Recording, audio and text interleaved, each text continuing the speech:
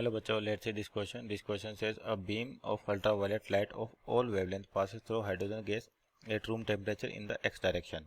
Assume that all photons emitted due to electron transition inside the gas emerges in the y direction. Let A and B denote the light emerges from the gas in the x and y direction respectively.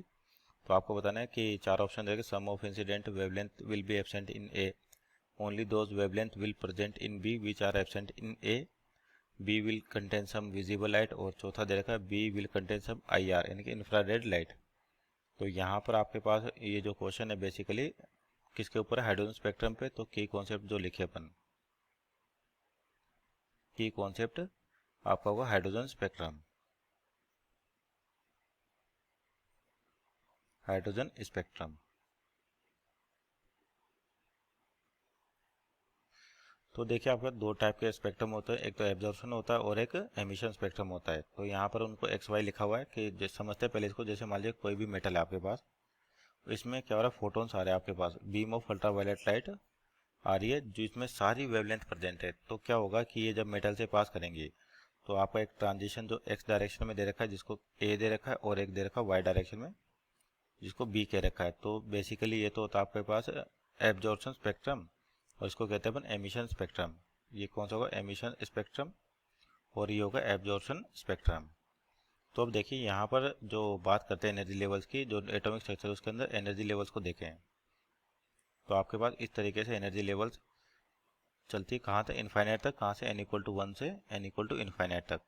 और ये ground state कहलाता है आपके पास n = 1, और other higher number हैं तो ये कहलाते हैं आपके पास एक्साइटेड स्टेट्स. तो n = 2 होते हैं आपके फर्स्ट एक्साइटेड, n = 3 हो जाएगी सेकंड एक्साइटेड, इस तरीके से. अब देखिए मान लीजिए अगर आपके पास सारी वेवलेंथ प्रेजेंट है तो यहाँ पर अगर मान लीजिए इलेक्ट्रॉन है तो इसको ट्रांजिट करने के लिए यहाँ पर अगर वो वेवलेंथ प्रेजेंट है और उसके कोरस्पॉन्डिंग वो एनर्जी प्रेजेंट है जो इन दोनों एनर्जी लेवल के डिफरेंस के बराबर, तो इलेक्ट्रॉन आपका यहाँ से यहाँ ट्रांजिट हो सकता है, यहाँ से यहाँ भी हो सकता है, यहाँ से यहाँ भी हो सकता है, और इनफाइनाइट तक भी जा सकता है. इसका मतलब क्या है कि आपके पास इस अल्ट्रा वायलेट लाइट के यानी कि यूवी लाइट के अंदर अगर आपके पास जो फोटोन्स है और वो उस एनर्जी के हैं जो दो एनर्जी गैप आपके ग्राउंड स्टेट के साथ साथ इधर एक्साइटेड स्टेट के एनर्जी गैप के बराबर, जैसे यहाँ पे 1 2 3 लिख दे अपन, इनके बराबर है, तो क्या होगा, वो इलेक्ट्रॉन उस एनर्जी को लेगा और एक्साइट कर देगा. इसका मतलब कुछ वेवलेंथ यहाँ पे मिसिंग हो जाएंगे आपके पास, यानी कि ए के अंदर क्या होगा, कुछ वेवलेंथ मिसिंग होगी. तो आपका जो पहला ऑप्शन है वो ये दे रखा है, मीन्स ऑप्शन नंबर ए आपका सही होगा. अब इसके बाद लिखा only those wavelength which will be present in B which are absent in A, यानी बी के अंदर केवल वही वेवलेंथ प्रेजेंट होगी जो ए पर मिसिंग होगी. तो ऐसा नहीं होता कि जैसे आपके पास मान लीजिए ग्राउंड स्टेट है और आपका इलेक्ट्रॉन मान लीजिए ग्राउंड स्टेट से थर्ड एक्साइटेड या सेकंड एक्साइटेड स्टेट तक जाता है, तो जब ये इलेक्ट्रॉन आपका यहाँ से दूसरे एनर्जी लेवल पे पहुंचा तो अनस्टेबल होता है.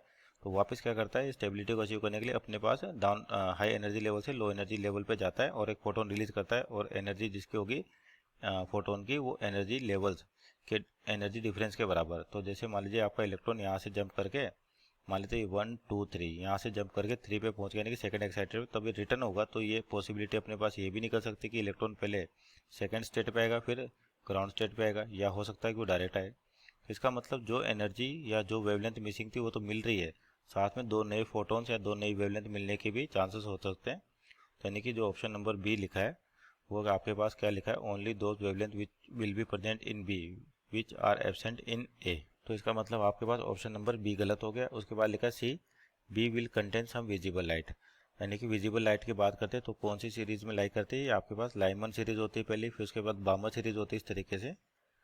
तो आपकी जो विजिबल लाइट है वो किसके अंदर मिलती है, बामर सीरीज के अंदर. ये तो होगी लाइमन, यानी कि जिसके लिए जो एन लोअर होगा यानी कि सबसे मिनिमम लेवल वो 1 होगा, और यहाँ से कोई इलेक्ट्रॉन आपका हायर एनर्जी लेवल से यहाँ पर आता है तो एक सीरीज मिलती है जिसको अपन लाइमन सीरीज कहते हैं. और बामर सीरीज होती है आपके पास विजिबल रीजन में. तो बामर के लिए जो एनर्जी लेवल है जहाँ पे ट्रांजिशन होता है वो यानी कि बेस माना जाए या लोअर एनर्जी लेवल माना जाए वो 2 माना जाता है.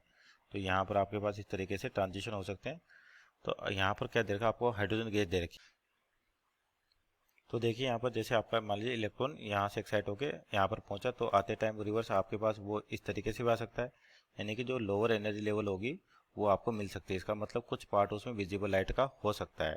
यानी कि आपके पास क्या होगा, B will contain some visible light. तो ये ऑप्शन सही है, क्योंकि आपके पास इलेक्ट्रॉन अगर यहाँ से एक्साइट हुआ तो वो इस एनर्जी लेवल पे भी आ सकता है, इस पे भी आ सकता है, डायरेक्ट यहाँ से यहाँ भी आ सकता है। तो ये अगर एन यहाँ पर आता है 2 पर, n इक्वल टू 2 पर, तो जो होती है आपके बामर सीरीज होती है उसके लिए बेस है अपने पास, तो बामर आपका किस में लाई करता है, विजिबल रीजन में। तो बी आपका सही है। और उसके बाद लिखा D, B will contain some infrared light. तो ये भी सही है आपके पास, क्योंकि अगर मान ट्रांजिशन आपका ज़्यादा एनर्जी लेवल पे होता है तो अपने को जब इलेक्ट्रॉन वापस रिवर्स आएगा तो वो हर एनर्जी लेवल पे आ सकता है। पॉसिबिलिटी कि वो यहाँ से यहाँ जंप करे, यहाँ से यहाँ जंप करे, यहाँ से यहाँ जंप करे, या डायरेक्ट यहाँ से यहाँ जंप करे, इस तरीके से आपके पास वापस अपने बेस स्टेशन पे, बेस एनर्जी लेवल पे आ सकता है। और अगर बेस लेवल 3 है तो आपके पास क्या मिलती है, IR मिलती है, इंफ्रारेड रेडिएशन। यानी कि आपके पास डी ऑप्शन जो B will contain some infrared light, तो ये ऑप्शन भी सही है। Only option number B is wrong. Hope you understood well, best of luck.